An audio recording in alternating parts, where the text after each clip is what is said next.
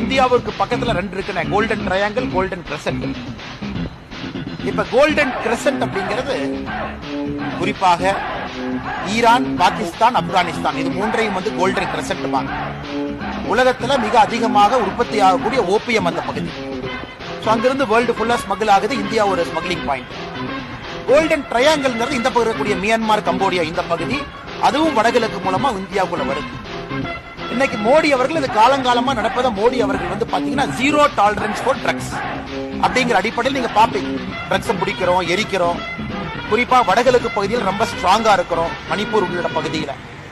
அதனால பார்டர் ஸ்டேட்ல எப்பொழுதும் இருக்கக்கூடிய ஒரு பிரச்சனை ட்ரக்ஸ் எளிதாக உள்ள வருவது. ஆனா இன்னைக்கு இந்தியாவுக்குள்ள பாப்லோ எஸ்கோபார் மாதிரி உருவாகிறது தான் ஆச்சரியம். சவுத் அமெரிக்கால பாத்தீங்கன்னா பாப்லோ எஸ்கோபார் அவங்க எல்லாம் பாத்தீங்கன்னா சப்மரீன்ல கடத்துவாங்க. அது மாதிரி உள்ளூர்ல உருவாகிறாங்க. அதைத்தான் பாரதிய ஜனதா கட்சி சொல்லிக் கொண்டிருக்கின்றோம். கடுமையா நடவடிக்கை எடுக்கணும். ஒரே தீர்வுங்கன்னா ஒரு பக்கம் அரசியல்வாதிகள், அரசு, காவல்துறை நடவடிக்கை எடுக்கணும். இன்னொரு பக்கம் தந்தை தாய் கண்காணிப்பை பலப்படுத்தணும். Parent teacher association meeting, rotary, lions club, அப்புறம் எல்லா சங்கங்கள், அமைப்புகள், நம்ம எல்லோருமே கூட்டாக பேச வேண்டிய நேரம் இது. காரணம், ஒரு தலைமுறை அழிந்துவிடும்.